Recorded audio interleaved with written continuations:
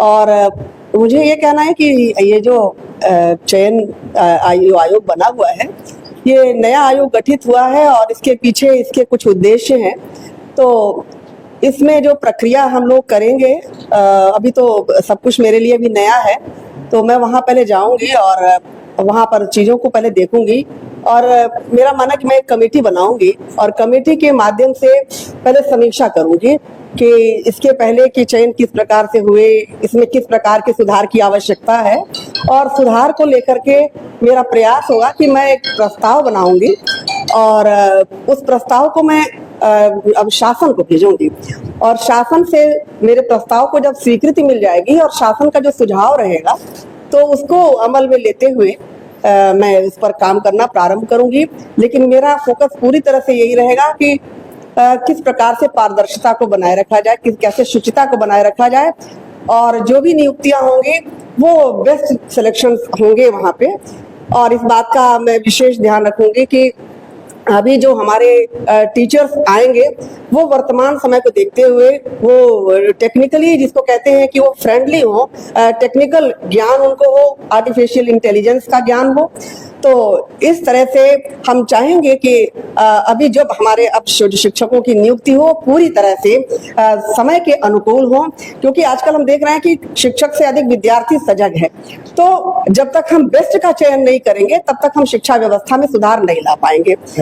तो दो बातें मेरी, एक तो शुचिता को बनाए रखना और दूसरा बेस्ट का सिलेक्शन करना। मैम, एक टीचिंग हो गया, पीटी की भर्ती रुकी है, पीटीसी का कई बार शिक्षक होते हैं, उस पर आपका क्या विचार है? देखिए, सारी नियुक्तियां ये शिक्षण जगत से ही संबंधित है और उसमें भी चूंकि हमारी तो नींव ही है बेसिक शिक्षा, और जब वहीं से हम अच्छे टीचर्स का सिलेक्शन करेंगे तभी हम अच्छे विद्यार्थी भी दे पाएंगे।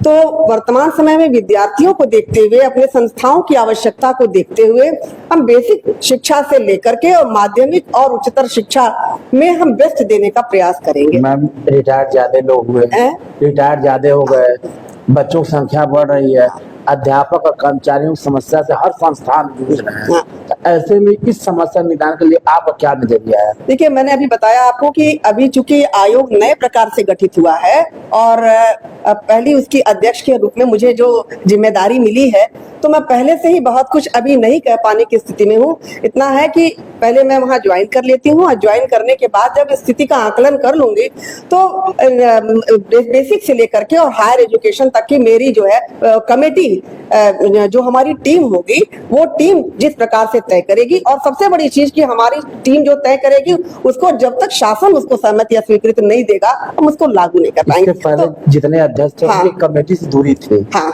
जो भी अध्यक्ष यादव जी नहीं, वो कमेटी सदस्य दूरी बनी थी, तो क्या उस दूरी का समाज से खत्म करेंगे? बिल्कुल बिल्कुल हम चाहेंगे कि क्योंकि हम किसी विशेष व्यक्ति का चयन इसमें नहीं करेंगे और इसमें यह है कि जितना ही हमारा कम्युनिकेशन होगा, चीजें खुल करके सामने रहेंगी, तो हम आमने सामने की स्थिति में बैठ करके ही और लोगों से विचार विमर्श करके ही इस पर कोई योजना बना करके और उसके बाद से एक प्रोग्राम चल रहा था, कई जो आयोग के मेंबर बना हाई फाइव है, लेकिन उससे कारण वहाँ वेतन कम है।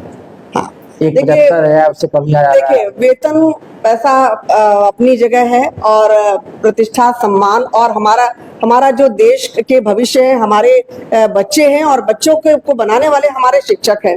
तो अगर हम वेतन पे न जा करके हम थोड़ा सा यही करें कि हम कुछ समाज को दे सकें, पारदर्शी रूप से हम अच्छे शिक्षक दे सकें, तो जो समाज में सुधार ला सकें, बच्चों का विकास कर सकें, तो वहाँ वेतन मायने नहीं रखता, क्योंकि वहाँ जो भी जाएगा इन सब स्थितियों का आकलन करने के बाद ही जा रहा है।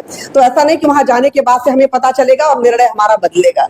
तो ये सब कुछ सोच करके ही हमने भी कदम बढ़ाया है कि पैसा ही महत्वपूर्ण नहीं होता है और हमारे लिए समाज और देश महत्वपूर्ण है।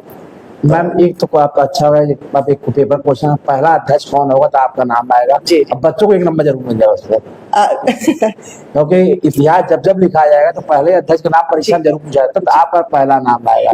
कई IAS भी इस लाइन में थे, कई बड़े अधिकारी, इनका उनको पछाड़ के आपका नाम ना आए।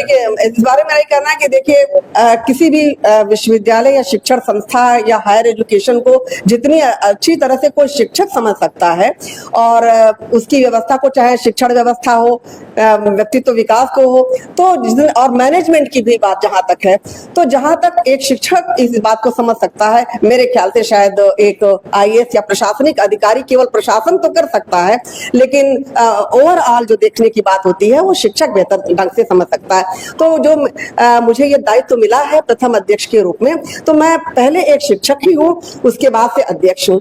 तो मेरा पूरा यही प्रयास होगा कि मैं शिक्षकों के साथ, शिक्षण व्यवस्था के साथ न्याय कर सकूं। मैम, जो टीजीटी की भर्ती रुकी है, जो टीजीटी पीजीटी की भर्ती रुकी 2021 वाली, और कुछ शिक्षक भर्तियां, उस पर आपका क्या नजरिया, क्या भर्ती कब तक हो?